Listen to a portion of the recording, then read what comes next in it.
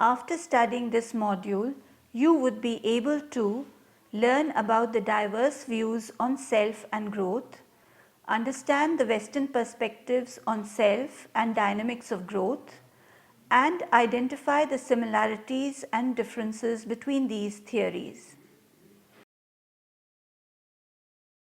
There is growing recognition that Western psychologists may have underestimated the psychologies and therapies of other cultures. Certain Asian disciplines contain sophisticated therapies, and experimental studies have demonstrated their ability to induce psychological, physiological, and psychotherapeutic effects. An increasing number of Westerners, including mental health professionals, now use Asian therapies. Benefits include new perspectives on psychological functioning, potential, and pathology, as well as new approaches and techniques. In addition, the study of other cultures and practices often has the healthy effect of revealing unsuspected ethnocentric and limiting beliefs, thus leading to a broader view of human nature and therapy. Asian perspectives focus primarily on existential and transpersonal levels and little on the pathological. They contain detailed maps of states of consciousness, developmental levels, and stages of enlightenment that extend beyond traditional Western psychological maps. Moreover, they claim to possess techniques for inducing these states and conditions. These systems do differ from most Western perspectives in their greater concern with values, moral considerations, and psycho-spiritual development. Each of these Eastern traditions stresses the futility and foolishness of valuing external form over inner function. These psychologies, like their Western counterparts, are derived from careful observations of human experience. They are built on centuries of empirical observations of the psychological, physiological, and spiritual effects of a variety of ideas, attitudes, behaviors, and exercises. The vitality and importance of these Eastern psychologies, however, rest on the continual testing, reworking, and modifying of their initial insights to fit new settings and interpersonal situations, as well as different cultural conditions. In other words, these centuries old psychologies are still relevant, still changing, and developing. In this module, an attempt is being made to highlight some of the Western perspectives on self and growth, whereas the Eastern perspectives on self and inner growth would unfold in the later modules. Whereas the Eastern perspectives on self and inner growth would unfold in the later modules. Asian perspectives focus primarily on existential and transpersonal levels and little on the pathological. They contain detailed maps of states of consciousness, developmental levels, and stages of enlightenment that extend beyond traditional Western psychological maps. The study of motivation centers on the question of why people initiate, terminate, and persist in specific actions in particular circumstances. The answer given to this question in the West usually involves some type of internal, individually rooted need or motive, the motive to enhance one's self esteem, the motive to achieve, the motive to affiliate, the motive to avoid cognitive conflict, or the motive to self actualize. These motives is assumed to be a part of the unique internal core of a person's self system. But what is the nature of motivation for those with interdependent self system? What form does it take? How does the ever present need to attend to others and to gain their acceptance influence the form of these internal individual motives? Are the motives identified in Western psychology the universal instigators of behavior? As with cognition and emotion, those motivational processes that implicate the self depend on the nature of the self system. If we assume that others will be relatively more focal in the motivation of those with interdependent selves, various implications follow. First, those with interdependent selves should express and perhaps experience more of those motives that are social or that have others as referent. Second, as we have noted previously, for those with independent selves, agency will be experienced as an effort to express one's internal needs, rights, and capacities and to withstand undue social pressure, whereas among those with interdependent selves, agency will be experienced as an effort to be receptive to others, to adjust to their needs and demands, and to restrain one's inner needs and desires. Motives related to the need to express one's agency or competency, for example, the achievement motive, are typically assumed to be common to all individuals. Yet, among those with interdependent selves, striving to excel or accomplish challenging tasks may not be in the service of achieving separateness and autonomy, as is usually assumed for those with independent selves, but instead in the service of more fully realizing one's connectedness or interdependence.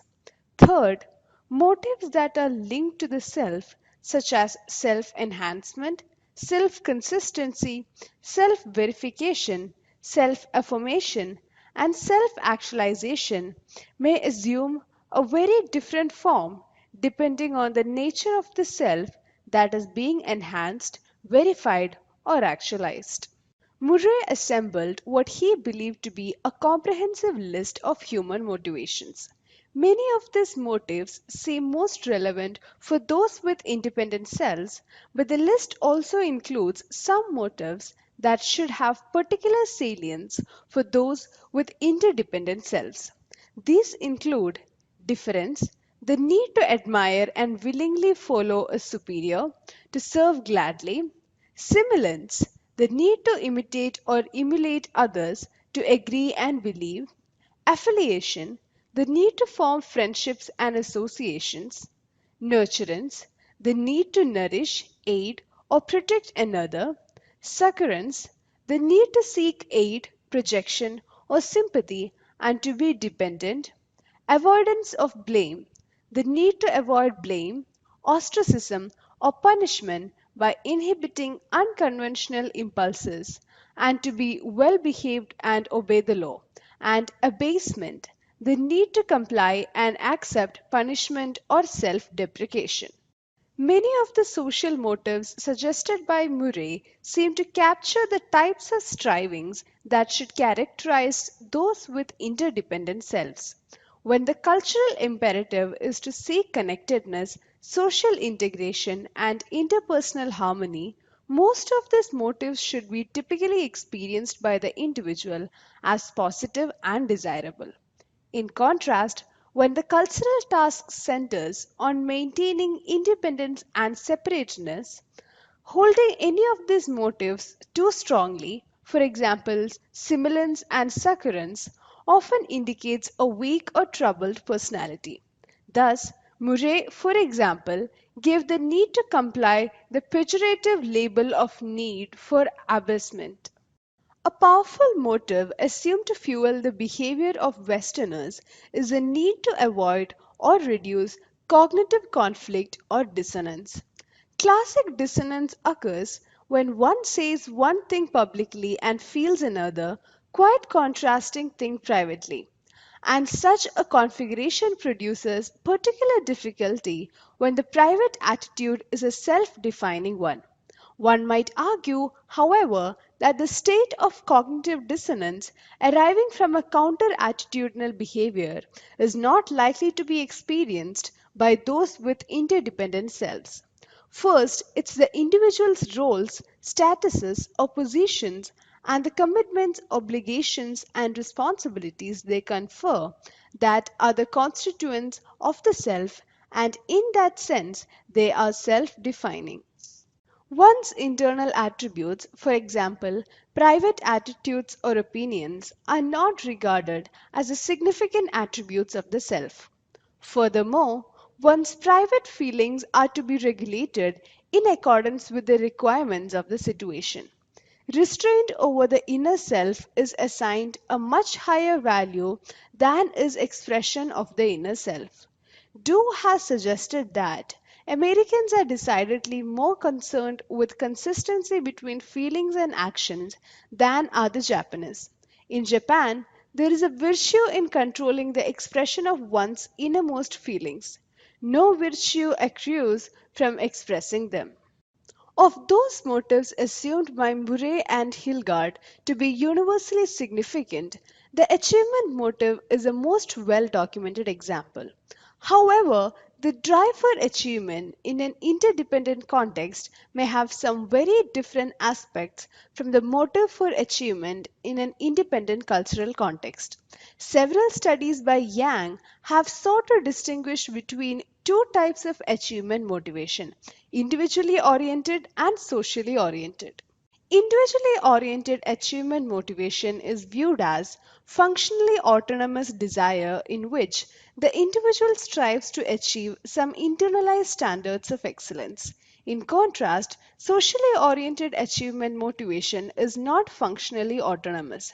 Rather, individuals preserve to fulfill the expectations of significant others, typically the family. With socially oriented achievement, when the specific achievement goal is met, the intense achievement motivation formerly evident may appear to vanish. This analysis indeed fits many anecdotal reports indicating that once admitted into the college of their choice or hired by their preferred company, Japanese high school and college students are no longer particularly interested in achievement.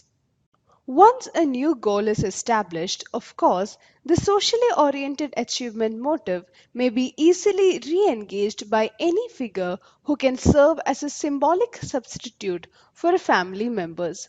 A longitudinal survey conducted in Japan over 30 years has repeatedly shown that approximately 80% of Japanese, regardless of sex, age, education, and social class, prefer a manager with a father like character who demands a lot more than officially required in the work, yet extends his care for the person's personal matters even outside of work, over a more Western type task oriented manager who separates personal matters from work and demands as much as, yet no more than officially required. The motive to maintain a positive view of self is one motive that psychologists since James through Greenwald, Harter, Steele, and Tesser have assumed to be universally true.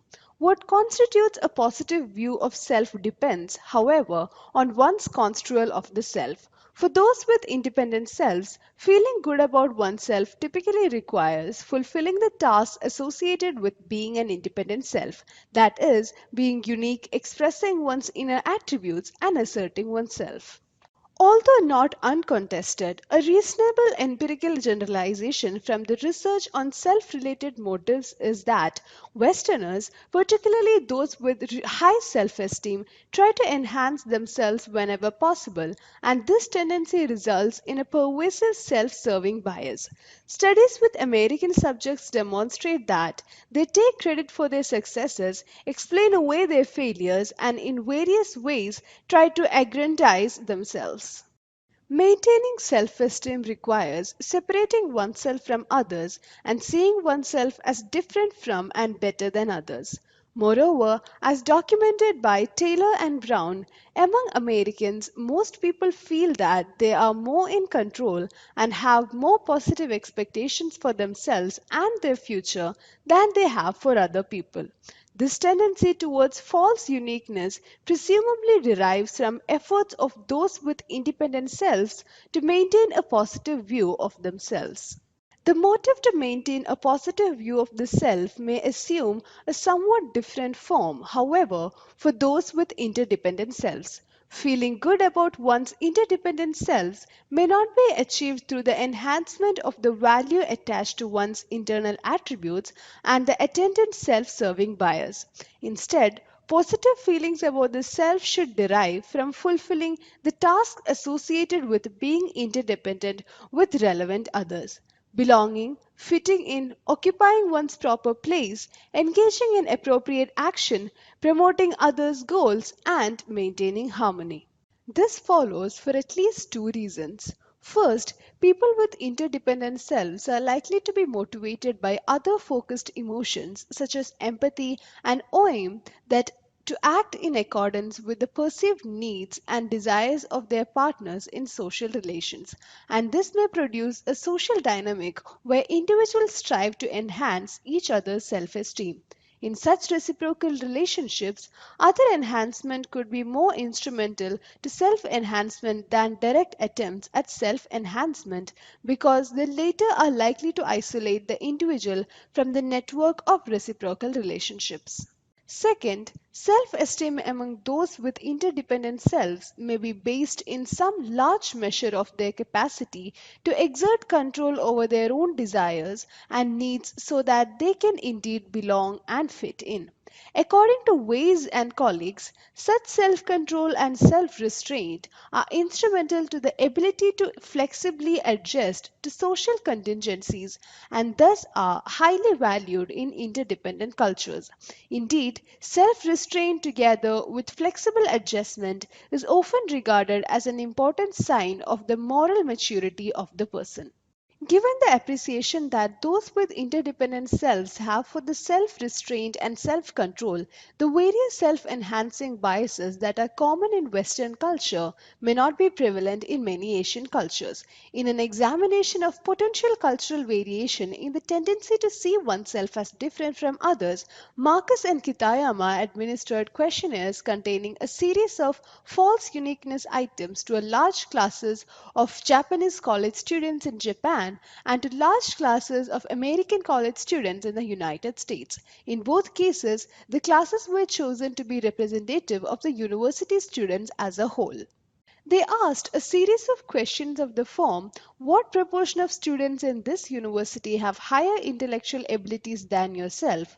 There were marked differences between the Japanese and the American students in their estimations of their own uniqueness. The Americans displayed significantly more false uniqueness than the Japanese.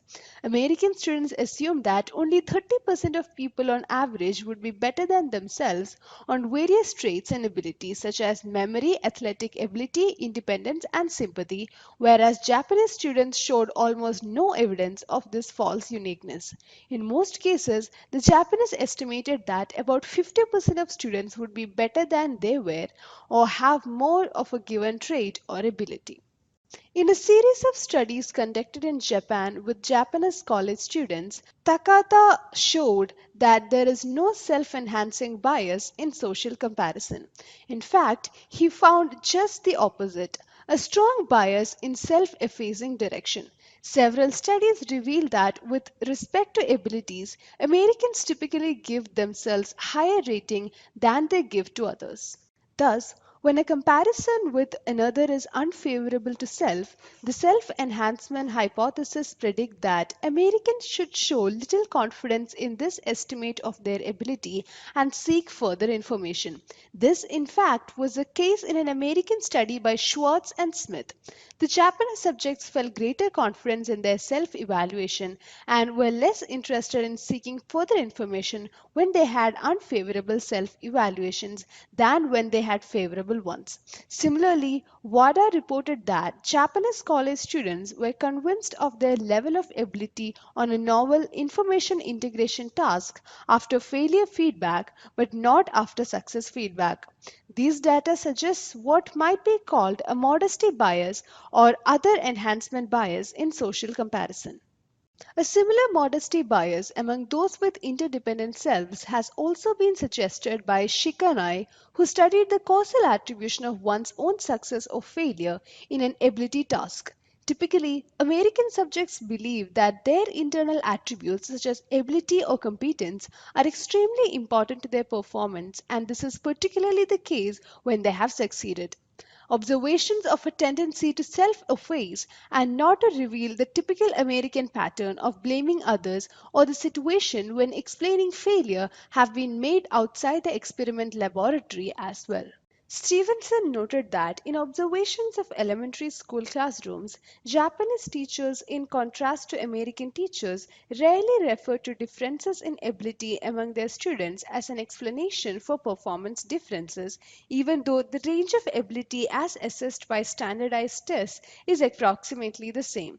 Those with interdependent selves thus seem more likely to view intellectual achievement not as a fixed attribute that one has a certain amount of, but instead as a product that can be produced by individual effort in a given social context.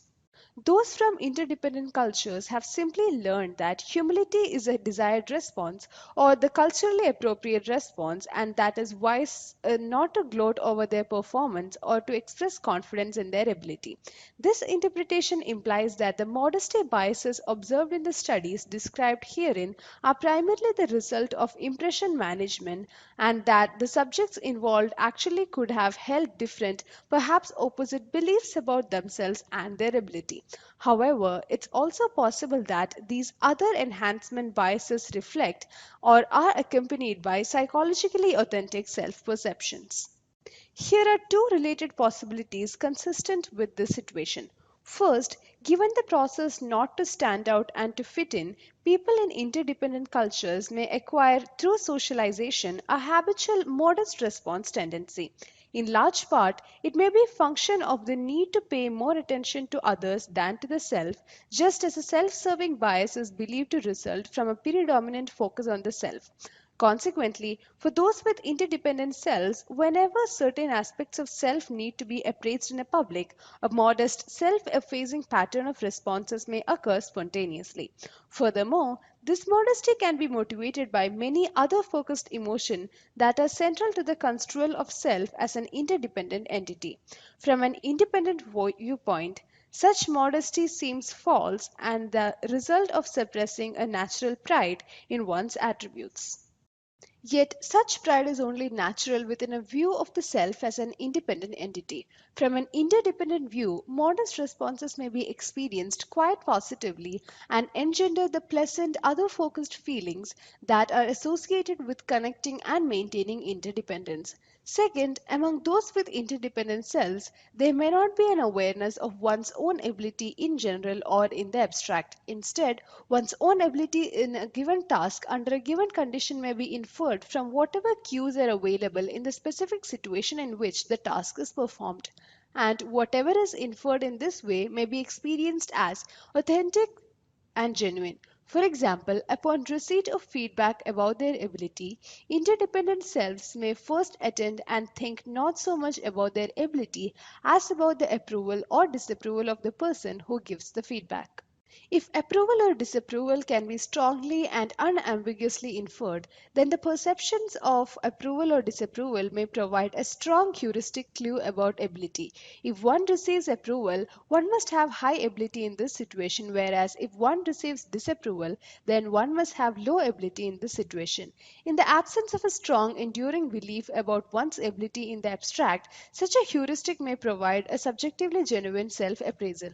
This analysis also suggests why those with interdependent selves may be convinced of their low ability after failure feedback to a much greater extent than they are convinced of their high ability after success feedback. Because of the prevalent social norms for polite behavior in interdependent cultures, disapproval can be more unequivocally inferred from negative feedback than approval can be inferred from positive feedback. These suggestions about the source of the modest self appraisal have yet to be empirically tested. On the basis of empirical evidence, however, this much seems clear. Those with interdependent selves will typically not claim that they are better than others, will not express pleasure in the state of feeling superior to others, and indeed may not enjoy it. A strong pervasive motive for self enhancement through taking personal credit for success, denying personal responsibility for failure, and believing oneself to be better than average may be primarily a Western phenomenon. Other self related motives, such as self affirmation, self verification, and self actualization, may also differ across cultures in similar ways. A series of studies by Steele has shown that the negative psychological impact of one's own misdeed, blunder, or public embarrassment can be reduced once another significant aspect of the self is activated and affirmed. Thus, one's threatened self worth can be restored by a reminder of another unthreatened aspect of the self. For example, I may not be athletic, but at least I am creative. To the extent that very different aspects of self are highly valued among those with interdependent selves, this process of self affirmation may also differ. For those with independent selves, it will be the internal attributes of the self that may most effectively offset each other and re-establish threatened self-esteem, whereas those with interdependent selves, it may be the more public aspects of the self, like one's significant social roles, statuses, and important interpersonal relations, that must be the focal in self-esteem maintenance. Thus, self affirmation for an interdependent self will require an opportunity to ensure that one is fitting in and engaging in proper action in a given situation. In a similar vein, exactly what is verified in self verification and what is actualized in self actualization may also differ considerably across cultures. It is common to assume that individuals are motivated to verify and actualize an internally coherent set of attributes that they regard as significant. The present analysis would imply that people with interdependent selves may strive to verify and actualize the more public qualities of the self, the ones that allow them to conceive of themselves as respectable and decent participants in significant interpersonal relationships. Furthermore, among those with interdependent selves, self verification and self actualization may even be achieved through the realization of some more general abstract forms of relation, that is, one's relationship to or one's role in society or even in the natural or cosmic system. Other social behaviors may also depend on one's mediating model of the self. For one with an interdependent self, conformity may not reflect an inability to resist social pressure and to stick by one's own perceptions, attitudes, or beliefs. Instead, conformity to particular others with whom the other is interdependent can be highly valued and state. It can signify a willingness to be responsive to others and to adjust one's own demands and desires so as to maintain the ever important relations. However, conformity to the desires and demands of those outside the important social unit or the self defining in group may not be required at all. Studies of other phenomena such as social facilitation or social loafing could also produce differential effects depending on the self systems of the subjects. The present analysis is also relevant to two of the central problems in Western psychology: the inconsistency between attitudes and behaviors, and the inconsistency between personality and behavior. Interdependent selves do not prescribe or require such a consistency between one's internal attributes and one's actions. In fact, consistency from an interdependent perspective may reflect a lack of flexibility, insensitivity to the context, rigidity, or immaturity. Social psychologists report that people conform, obey, diffuse responsibility in a group, allow themselves to be easily persuaded about all manner of things, and become hopelessly committed to others on the basis of minimal action. Even within highly individualist Western culture, most people are still much less self reliant, self contained, or self sufficient than the prevailing cultural ideology suggests that they should be. Perhaps Western models of the self are quite at odds with the actual individual social behavior and should be reformulated to reflect the substantial interdependence that characterizes even Western individualists. Sampson has argued that the reality of globalization and a shrinking world will force just such a rethinking of the nature of the individual. Many important gender differences may also be linked to divergent construals of the self. Feminist theory on empathy suggests that relations have a power and significance in women's lives that have gone largely unrecognized. An awareness of and insensitivity to other is described as one of the most significant features of psychology of women. If this is the case, then self esteem and self validation should depend not only on being able to do a job well, but on fostering and sustaining relationships. As Gilligan claimed, a willingness and an ability to care are standards of self evaluation for many women. This theoretical work is forging a new vision of dependence, one that is similar in many ways to some Eastern views. Being dependent does not invariably mean being helpless, powerless, or without control. It often means being interdependent. It thus signifies a conviction that one is able to have an effect on others and is willing to be responsive to others and to become engaged with them. In other words, there is an alternative to selfishness which implies the exclusion of others, besides selflessness, which is to imply the exclusion of the self or self sacrifice. There is self defined in relationship to others too. According to Keshima et al., gender differences are best summarized by the extent to which people regard themselves as emotionally to others. As mentioned earlier, subjects from Asian cultural backgrounds, presumably those with predominantly interdependent selves, often provide extremely global self descriptions, that is, one's relationship to the cosmic system and inner growth. Most of what is today called personal growth aimed at by various psychotherapeutic approaches such as gestalt therapy, rational emotive therapy, cognitive behavior therapy, etc., and by the various techniques associated with human potential movement such as encounter group, sensitivity training, assertiveness training, etc., pertains to what is referred to as the development of the ego and uniqueness.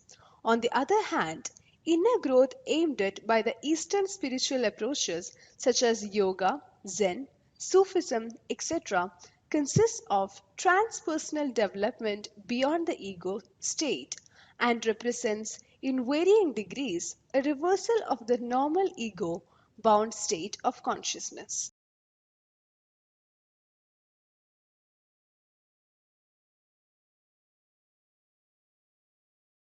A summary of this module is as follows. Modern theorists agree that we imagine ourselves in different roles as states, but this is seen as a more rational, cognitive process rather than one rooted in deeper emotional conflicts.